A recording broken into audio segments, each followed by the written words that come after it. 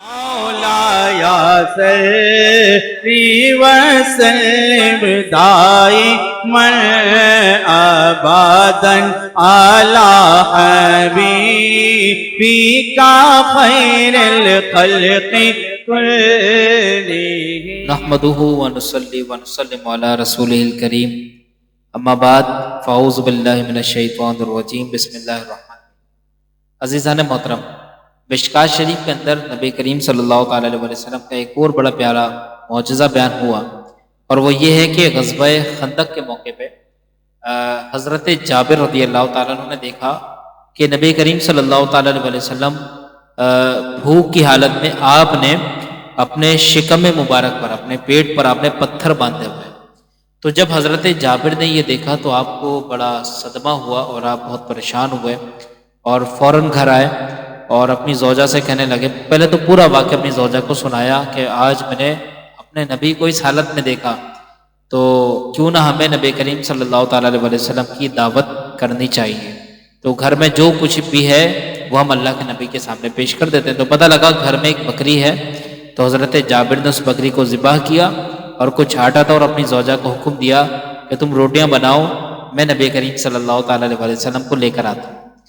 جاتے جاتے آپ کی زوجہ نے آپ کو ایک اور بات کہی اور کہا کہ دیکھیں کھانا ہے کم اور وہاں پر صحابہ بہت سارے ہیں، تو آپ خفیہ طور پر نبی کو دعوت دیجیے گا اور کہیے گا کہ اپنے ساتھ بس 10 لوگوں کو لائیں، زیادہ کو نہ لائیں، کیونکہ اتنا کھانا نہیں کہ سب کھا سکیں۔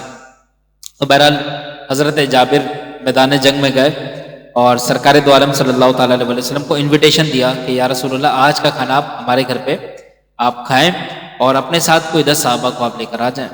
لیکن ہوا یہ کہ نبی پاک صلی اللہ تعالیٰ علیہ وسلم نے پورے مجمع میں اعلان کر دیا کہ بھائی آج سب کی حضرت جابر کے گھر پہ دعوت ہے۔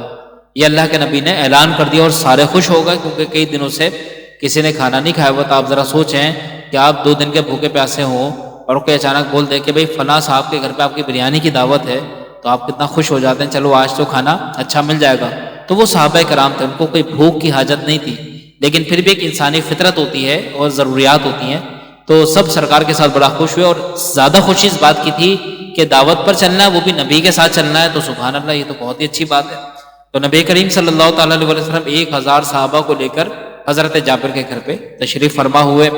جب حضرت جابر نے یہ منظر دیکھا تو آپ فکر مند ہوئے کہ میں نے تو نبی پاک کو 10 لوگوں کا کہا تھا، اور سرکار تو اپنی کرم نوازی کے جلوے دکھاتے ہوئے 1000 کو لے کر آ گئے۔ تو اب بڑی پریشانی کی حالت میں اپنی زوجہ کے پاس آئے اور ساری رودات بیان کی۔ میرے نبی ہماری فکروں کو سمجھنے والے ہیں، ہمارے نبی سمجھ گئے کہ جابر کس وجہ سے پریشان ہے۔ تو اللہ کے نبی نے حضرت جابر کو بلایا اور کہا جابر وہ ہنڈیا لے کر آؤ جس میں آٹا گوندا جاتا ہے، جس کے اندر آٹا موجود ہے، اور وہ گوشت کی جو ہانڈی ہے وہ میرے پاس لے کر آؤ۔ حضرت جابر دونوں چیزیں لے کر آئے۔ ہمارے نبی بس اپنا لعاب دہن اس کے اندر شامل فرمایا اور فرمایا کہ اپنی زوجہ سے کہو کہ پکا دی جائے اور وہ بھیجتی جائیں، اللہ تعالیٰ سب کو کھلائے گا اور پلائے گا۔ اور یہ ہوا کہ نبی کریم صلی اللہ تعالیٰ علیہ وسلم کے حکم کے مطابق اس ہانڈی میں سرکار کا لعاب دہن تھا، اس کی برکت تھی کہ آپ کی زوجہ مبارک محترمہ روٹیاں پکاتی جاتی اور دیتی جاتی، لوگ کھاتے بھی جاتے اور کھاتے جا رہے ہیں، لیکن کھانا ختم نہیں ہو رہا۔ ایسا کیوں ہے؟ کیونکہ نبی کا لعاب دہن ہے، اس کی برکات ہیں۔ بہرحال اس معجزے سے پتہ لگا کہ میرے نبی صلی اللہ تعالیٰ علیہ وسلم جس چیز میں جس جگہ پر اپنا لعاب دہن ڈال دیں تو اس کی برکت سے لوگوں کو شفا تو ملتی ہی ملتی ہے، لیکن کم چیز بھی زیادہ ہو جاتی ہے۔ یہ سب نبی کے لعاب کی برکت ہے۔ اللہ تعالیٰ ہمیں سمجھنے کی توفیق عطا فرمائے۔ اپنا خیال رکھیے گا۔ السلام علیکم۔